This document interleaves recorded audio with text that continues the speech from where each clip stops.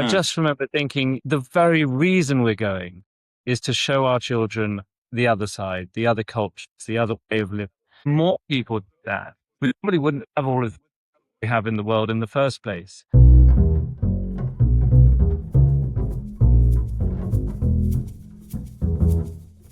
Hey there, Charles here. Just wanted to preface for this video, we had a bit of technical issues with Edwin and Magda calling in. So the audio is a little bit choppy, but I definitely recommend you watch it through because they have some great things to say and very inspirational. All right, welcome to today's Explorers, a series dedicated to sharing the inspiring stories and varying perspectives of those who have chosen to seek out life-changing adventure. On the line, I've got Edwin and Magda. Hi. Hey, how's it going? Good. Maybe you could set the scene for us. Where in the world are you calling in from? So currently we're in Indonesia, in Java, and we've been exploring now for 5 months. We left the UK 5 months ago, and we've driven here. So basically, we drove all the way from London, and we're on our way to Australia. Here we are in Java. Wonderful. What's the weather like right now? Hot and sticky and full of mosquitoes, if I'm being completely honest with you. Lots of mozzies. Lots of mozzies where we've ended up today. That's cool. Great. Well, we'll go back in time, I think, to start the interview and just get an understanding of what was life like for you guys before you started to kind of seek adventure. And so before we worked in coffee for about 14 years. And before that, we were both in really sort of boring corporate jobs. I was in corporate HR, Mate was in corporate HR, I was in business development. And one day, drunk on red wine, and we wanted to do something completely different. So we quit our jobs and moved to Uganda in East Africa and went to work for an organization out there and just loved it. We loved the complete, we loved the way of life. We loved having an impact on the work we were doing. And it probably was the catalyst for opening our eyes up to the world and realizing there's a whole world out there, all these cultures out there. Your day-to-day life you normally see, probably that part of it. But then we did have to go back to the UK, set up a business, run that for about 14 years before we were in a position to be able to do something as significant as this.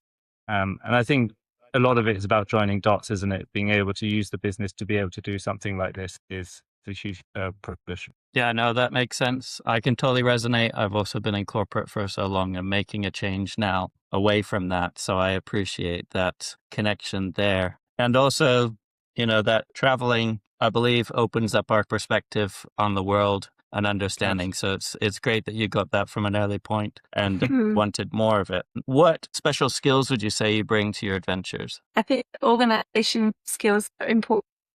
I mean, for us, it's a 6-month trip we're planning, so it involved a lot of paperwork and admin and visas and permits. We've given our own vehicle, and as you know, many bits of paper, everything needed to coordinate. So I think that's number one from my perspective. I think the reason we're slightly unique is we've taken 3 children with us. So you have to then run the trip, but also run the kids. And they have their needs, that their own sort of, they run on their own timetable and schedule as well. So I think you need the flexibility to sort of just roll with the punches as you get stuck at borders, as you go through deserts or whatever it might be, because kids put up curveballs all the time.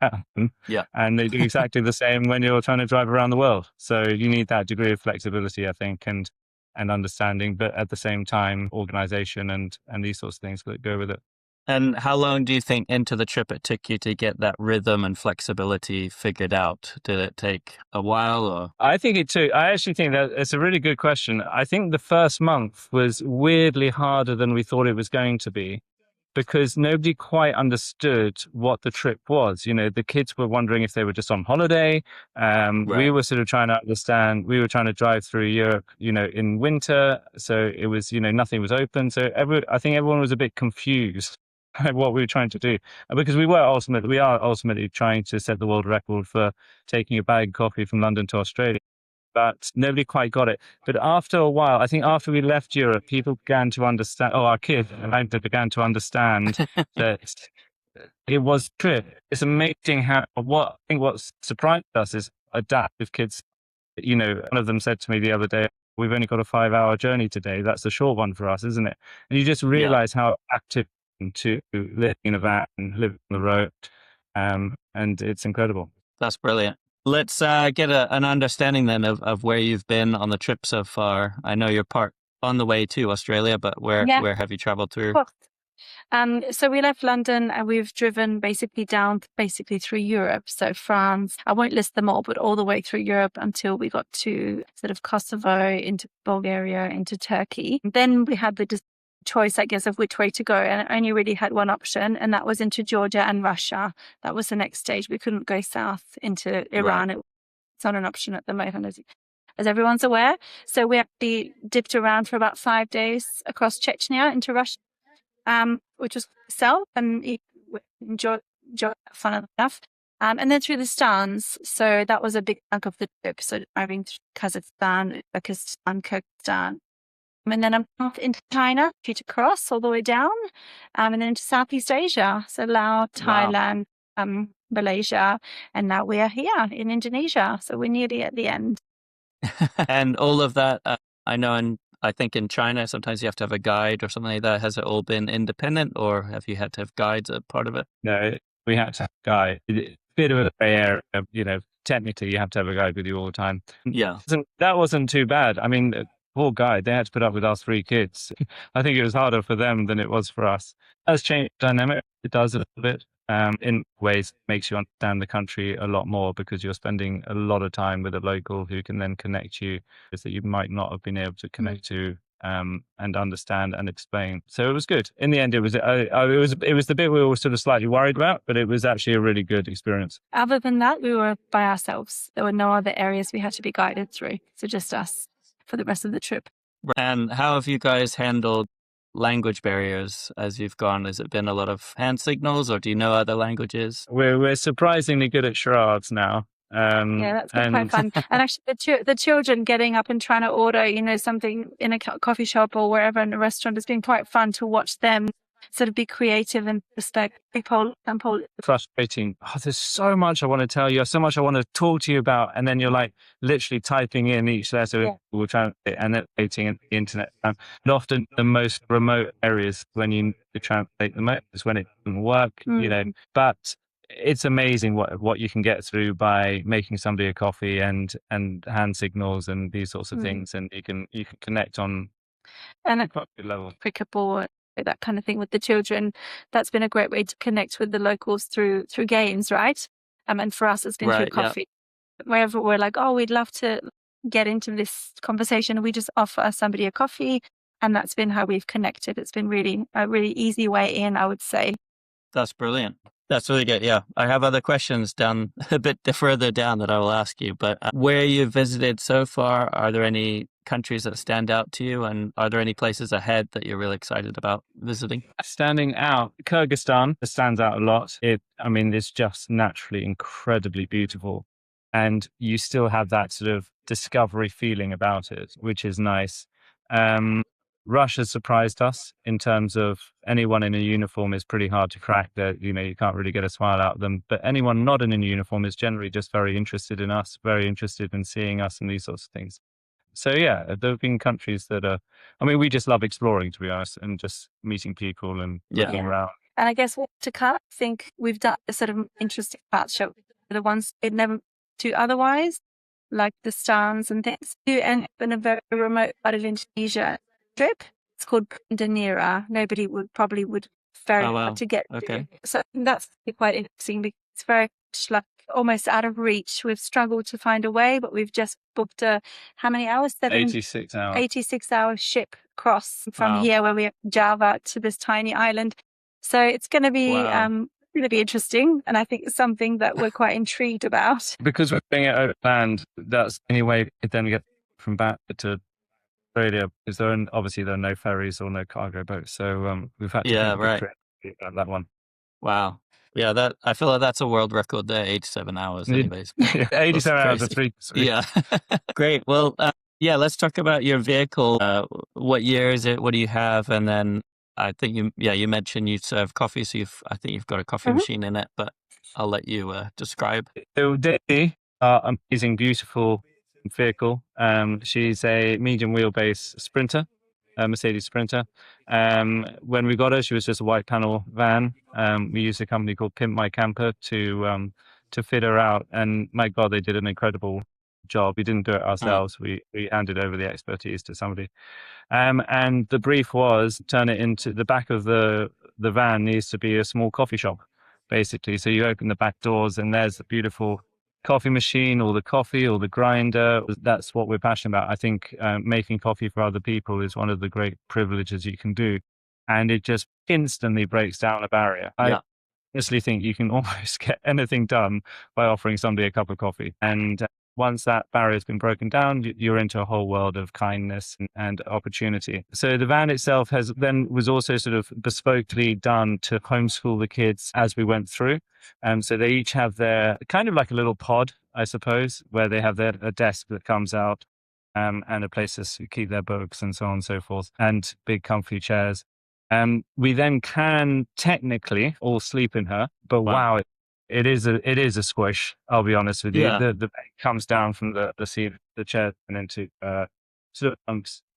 I'll try it, but our preference, what we were actually doing the majority of the time, was we had a tent outside. 3 of us were in the tent, me and 2 of the little ones, and one of the girls was in the van.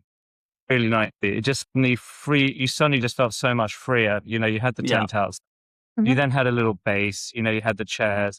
And suddenly, as soon as we moved to that model, everything opened up and we were like, yeah, this is the way we're going to do it. And we did that all the way through the Stans, which is a really simple and straightforward place just to the side of the road. You stop and you set up camp and nobody bothers you and off you go. And with apps like Overland and these sorts of things, it's very straightforward. Showing that 2.5 years ago, someone else was there. So it was good. It was really good. And that's how we basically ran it. That's brilliant. Yeah. So I guess, you mentioned in the stands it wasn't a problem, but that setup has worked throughout your trip then. Yeah, that's right. Okay. If you could pick like 5 pieces of equipment that you have to bring with you for your travels, what would those be? I mean, for me, and I guess it's to do with the 3 kids and the craziness of the trip. I don't want to say craziness, but the intensity of traveling 24/7 with the family. The coffee stuff is mandatory. So my AeroPress, my grinder. So for us, making coffee and it's been such a lovely way to conduct the trip, shall we say. And like make coffee. People want to strip up and make a coffee for. So that's number 1. You need a sort of a multi-tool.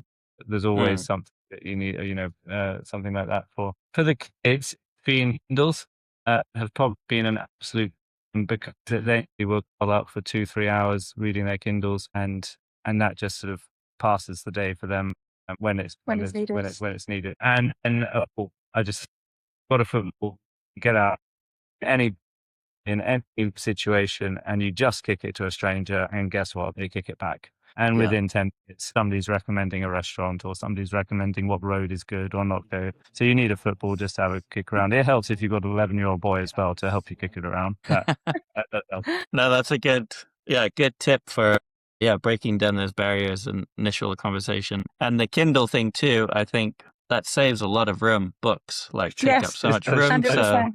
100%. Such a space saver. Definitely. Great. Well, before we get into the reflective questions, I was just curious, as you are traveling as a family, and I'm sure you get asked this all the time, how do you manage school and traveling with 3 kids? We try to do it in quite structure. It hasn't always happened, but we try. Normally we've been doing our schooling, shall we say, as we move.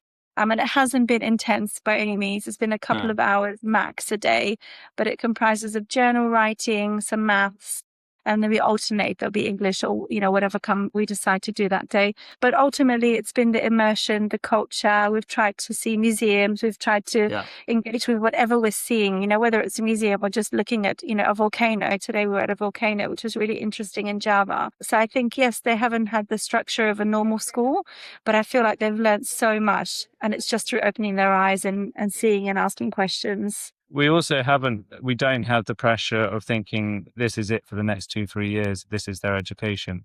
We know this is a 6-month trip, going from A to B, from London to Australia, and it has an end, and they'll be back in school with the end of the next month. So I think therefore we've been a little bit more relaxed in terms of we have a structure, 2 hours a day and this sort of stuff, but it is the cultural stuff. And also what's quite interesting is it drives you to then learn a little bit more as you go, because you're then trying to impart knowledge to them about volcanoes. So guess what? We're quickly chat GTPing stuff about Java volcanoes. So we've got something to say, to them. Yeah, that's amazing. I mean, what inspiration could you have then to just say, look, here's a volcano, Yeah, take it in for real. Yeah. That's right. That makes a lot of sense. Okay. Yeah. So what inspires you guys to explore? I think, my dad used to do a lot of exploring, but he did, it was in 1950, Nairobi, Cape Town to Nairobi in a Morris Minor, which was, and you just, it was a long time ago, but you used to hear the odd story and think, God, that sounds pretty cool. But I think ultimately it's traveling when you're young and realizing there's a whole world out there that sort of goes on without you, and then being curious and to go. And for me, I think being on this trip, which has been for the kids the first time, this kind of exploration, it's been really amazing to see how much they're getting out of it. Of course, there's tantrums and there's fights and so on, they're children, but you can just see them absorbing, you can see them seeing and learning and appreciating, I guess. And that's a real inspiration for both of us to keep going, I guess. They've taken so much from this trip. And I think that pushes us to keep going and keep exploring. Was there a point in the trip where you thought we've made the right choice here? Like we should. I think it was after Europe. Yeah. I think during Europe we were a little bit like apprehensive about it. We hadn't, like you said, it's weird, this idea, this notion of having a sort of a rhythm in a trip. It does exist, and you do get into. It took us a good month and a half to really find it. And it was only once you sort of really left on your own, really, where, the problem with Europe is it's a bit too easy in a funny sort of way, where suddenly you were having shared experiences as you were sort of trying to get through a difficult border, or as you were pitching a tent in a difficult location or something like that. And suddenly these shared experiences is what brings a family unit together, because, straight away, here the kid, do you remember the busy border, or remember this, or do you remember that? And it's those experiences that the family sort of falls into a rhythm, it falls into a shared memory. And I think that's, you're winning in. And it's, well. That's brilliant. I know the answer to this question already, but how do you guys engage with other people? It really has been coffee. And also, so making coffee for others along the route when we meet them, but also trying to choose locations that aren't exactly on the track. It's very easy to pick the most touristic or the easiest hotel, for example, just as an example. But we try to come off and be like, right, that looks really cool. I never heard of that place. Let's go that way instead of this way. So then just trying to find unique spots that we wouldn't have otherwise explored, because you have your own vehicle, right? You can go left, right, any which way you like. And if you don't like that place, you keep going. So I think having that interest in exploring and curiosity is really important. Yeah, for sure. And a football as well, I guess. A football, exactly. Football is an international language. It's helped the World Cups on. It helps that we're big Chelsea supporters. And that's a club a lot of people have heard of and know about. And it helps that Niall loves doing keep me uppies outside the van, which naturally just brings people in. And actually the children in general, because we're going through some really cool and interesting places, people do gravitate towards, oh wow, like 3 kids, how are you doing this? So nice to have the interest. I think kids would bring that interest. Because I'm saying with anyone, but it's a little bit unique. So what are you doing in Kazakhstan? Why are you here? Like we have had people, lots of honks and hoots and hellos. It's really nice. That's really cool. Why is it important that we embrace global cultures? I think this question is quite an interesting one, because when we traveled through Russia with our kids, we got a little bit of feedback, not much, but we got a little bit of feedback online about, well, why are you doing this? Why are you risking your children in Russia? Why would you give your money over to Russia? And these sorts of slightly negative, comments. And I just remember thinking the very reason we're going is to show our children the other side, the other cultures, the other way of living. More people do that. We probably wouldn't have all of we have in the world in the first place, because it's about understanding. It's about seeing other cultures, the differences. And if we do that at a younger age, if we do that when kids are growing up and going through that, and they see that as the norm, then I think they're going to be much more understanding of other cultures and appreciate other cultures. rather than being fearful of them, scared of them, which is what I think a lot of people are. Which does get fed by the media, but it are in the UK and Australia and places like this, because they haven't gone through that. I think one of the big takeaways we've got from this is how simple and how kind the world is when you start going.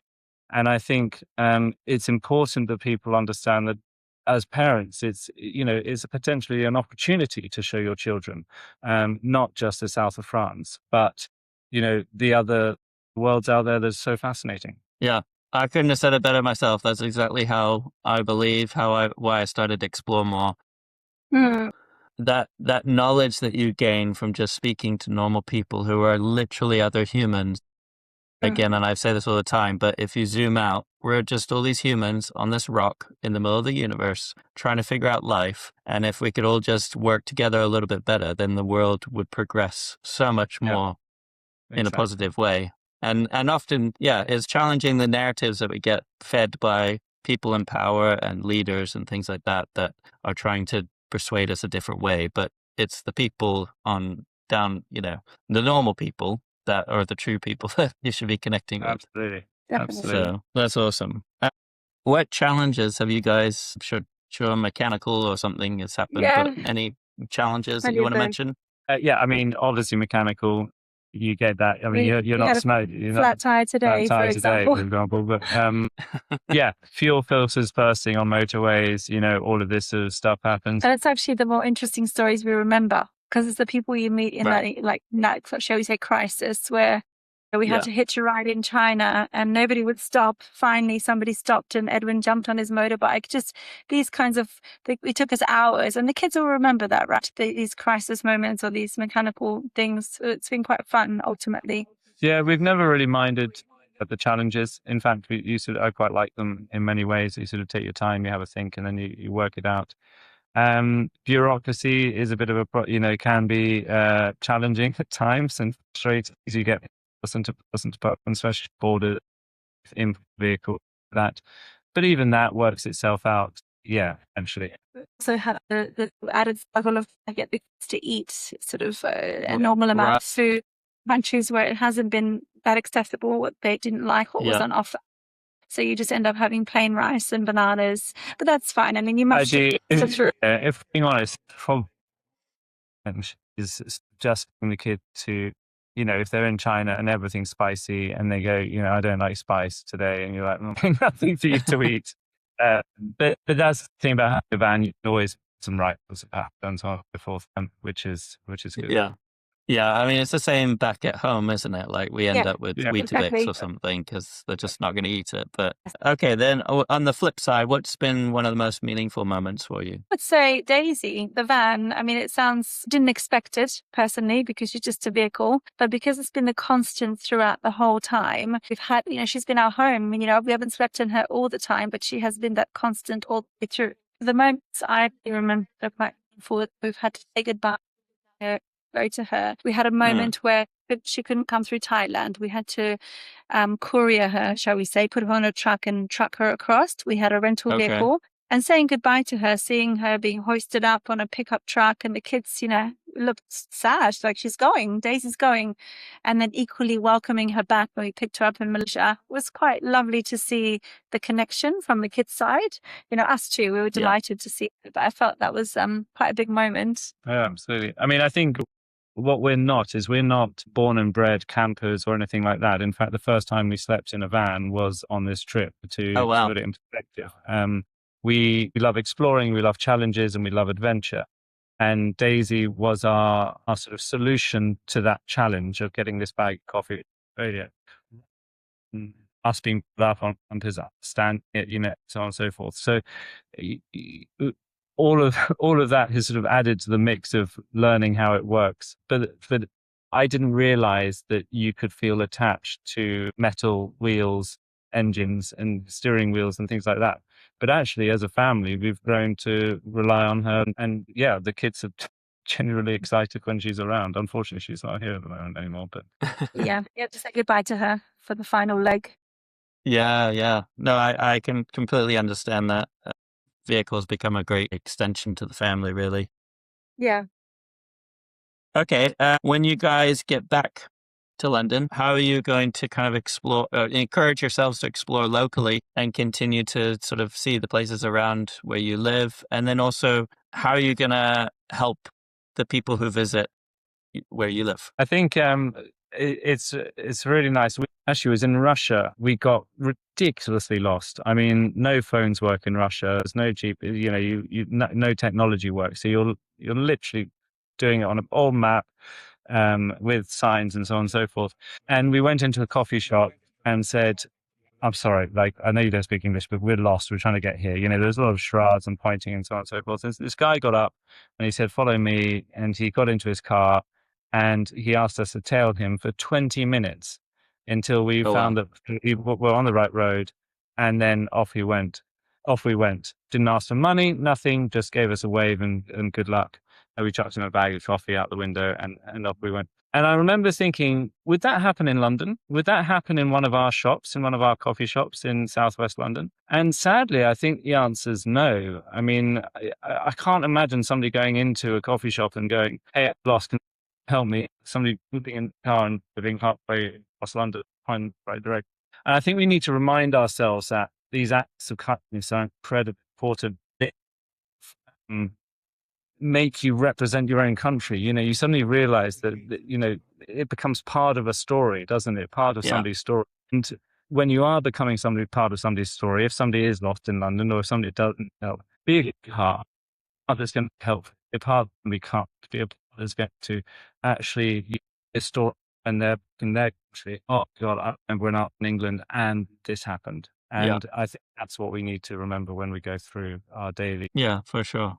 Great. Well, I have a couple more questions about the coffee you're taking with you. Like, is it still the same bag the whole time? Same bag. We roasted the day we left our roastery in Chiswick. We roasted it that morning. Roasted it in bag, sealed it, and it's still with us. The same bag. It looks a bit battered. So we've been chucking it around and taking it everywhere, but it's still going. And it's going to make it to Australia, and we're very close. And you haven't run out. You haven't run out of supply, have you? For otherwise, we had other obviously normal stock for our coffee machine and so on, and we never ran out. No, but we had to leave the van. We had to leave the coffee and everything, leave everything behind. So we've just got filtered coffees with us now. And I think the interesting part is I'm just buying from amazing coffee shops that we come across. Yeah. So we're buying their beans and trying their beans. And what we try and do is we try and interview other coffee shops and, what is it like setting up a coffee business in Malaysia, or what's it like setting up a coffee business in Laos? Speaking to these other owners who've sort of done the same journey as us, as in trying to set up their own business, their own coffee shop, but in a completely different culture, different set of circumstances. And then learning the similarity of challenges that each of them face in different countries is. And then, of course, they give you a great bag of coffee at the end. So we then have that joy. That's amazing. Okay, so last couple of questions is explore more has a mantra, which we've sort of broken down, but it's explore more the world, engage with others, and embrace global cultures. When you hear that, what does that make you think? How it almost feels we need to have a mantra that's so important. And for kids, it should just become a normal practice to want to explore, to be curious about the world around them. And I think what's great about what you're doing and that idea of trying to teach people and learn from people who do explore and trying to understand cultures and communities is that it's open and available to anyone. I honestly don't believe money is a barrier to it. I think it's just a mindset and a sort of teaching people to take the opportunities to go and do it. But I think it's a shame that you have to do that. I think that should be done right from the start of education. That it should be in our dinner, in our around the table as our kids are eating. That is part of what life is about. But that hasn't happened. So I think it's important that mantras like that are so useful. Brilliant. What advice would you give to someone who's thinking about doing a life-changing adventure? Advice would be do it. I mean, the hardest part of the whole trip, or in our experience anyway, was to actually make the decision to do it. Once you've committed, once you're you're off, it's easier than people think. It has truly been an amazing experience. Love And obviously, we've both families and friends, and so many of them had reservations for us that, oh my goodness, it's such an undertaking, so it could go wrong. The kid, there's a lot of why you shouldn't, right? My experience, in my opinion, I think be brave, take the risk, be curious. It's 100% worth it. You'll never regret it. Whether it's a small adventure, exploring adventure, or a big adventure, whatever it may be. But I couldn't recommend it. Amazing. That's great. Okay, I will hand it over to you guys then for the last bit to let us know how we can follow you, keep up with your last bit of the adventure, and share your coffee business again, please. Brilliant. So we are Curious Roo Coffee Roasters, and our Instagram handle is just that. So Curious Roo, as in kangaroo, Coffee Roasters. So please jump on Instagram to follow. We'd love to you follow the last part of our adventure. We are Western Australia. August. We'll be diving down August. It all depends on winds. Edwin's sailing the last part with a bag of coffee. So if the winds are good, we'll make it there in good time. And we also have a YouTube channel, and the YouTube is just Curious Roo. You're welcome to jump onto YouTube as well. Follow along. Brilliant. I will make sure to include all of that in the description for the video and podcast and that. But thank you so much for coming on and sharing your story. It's very inspiring, and I'm sure someone watching will feel moved by your story and want to follow in your footsteps. And good luck with the world record. Bizarre world record. Very strange world record. Yes. Thank you so much for having us. It's been incredible. Thank you.